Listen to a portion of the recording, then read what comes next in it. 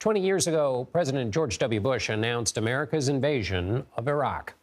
He called it Operation Iraqi Freedom and said it was necessary to keep weapons of mass destruction out of the hands of Saddam Hussein. After 20 years, some 4,500 U.S. service members and 300,000 Iraqis have been killed. CBS News senior foreign correspondent Charlie D'Agata spoke with the U.S. ambassador to Iraq, Alina Romanowski, about what the future looks like.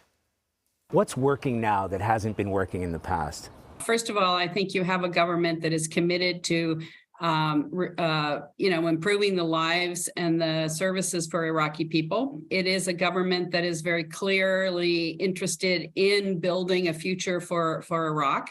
I do think that Iraqis, by and large, have recognized that the United States, as well as the international community, are important partners in helping them bring in investment, build up the private sector. Is this an American problem? Should we be caring about the state of Iraqi well-being and modernization of this country? Well, I do think that it is in our interest to see Iraq achieve its economic reforms and also be part of the international and regional, frankly, financial and economic community. Iraq is a very important strategic country in the region, and so therefore, I think it is also important for the United States to be part of that effort to modernize it, to make sure that it can provide the needs and services to its people. And Charlie D'Agata joins me now from Baghdad. Charlie, from your perspective as a reporter, how has Baghdad changed over the past 2 decades? Well, John, when I first came here, people were living under the Saddam regime. Then the invasion happened. People were full of hope. The violence that took place after that, in terms of the fighting against U.S. forces here, the resistance, the insurgency, and then the sectarian violence that followed, that was the worst of it in the early days. After that, it settled down. The U.S. troops began to pull back to their bases, and then, of course, ISIS hit. And then we had another 2 or 3 years of horrible, horrible violence here in Iraq. Now, for the past couple of years, it's been relatively stable. And for the first time in a long time, when I've returned here, we've been able to walk around without flak jackets. We've been walking around in the streets. There's a lot of development here. It's stable. Is it stable forever? Not necessarily, but certainly there's a sense of security, and that is what's most important of all.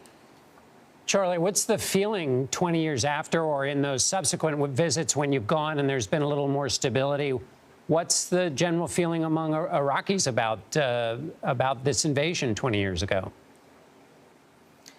Well, John, it's split. When you ask the Iraqis whether this is a good thing or a bad thing, they said, well, there were some positives under Saddam Hussein. If you didn't get into trouble, if you stayed to yourself, as long as you didn't color outside the lines or get any attention from the Saddam regime, then you're okay. Yes, you were living in fear. Yes, you weren't able to express yourself. Yes, you were living under a brutal dictator, but there wasn't the widespread sectarian violence that followed. Now, especially when you speak to a younger generation, this is very important, something like 60% of the population is under 25 years old. So they wouldn't have known life under the Saddam Hussein regime only since the invasion itself, and they are looking forward to a new tomorrow. It's been difficult. These are young people who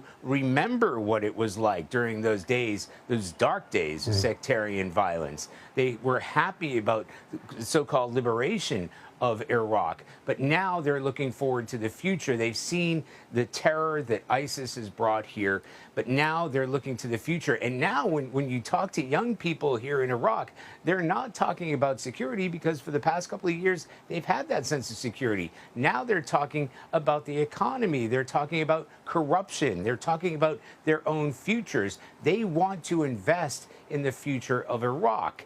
That will depend on security and stability here, but they're also looking for prosperity.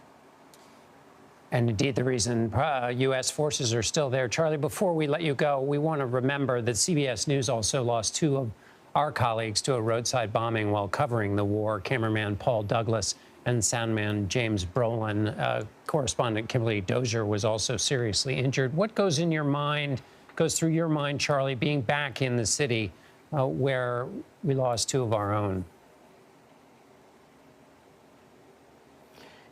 You know, John, it's a great question because there is never a time, and I'm speaking on behalf of my colleagues who are in front of me, there is never a time that we return to Iraq and we don't remember Paul and James.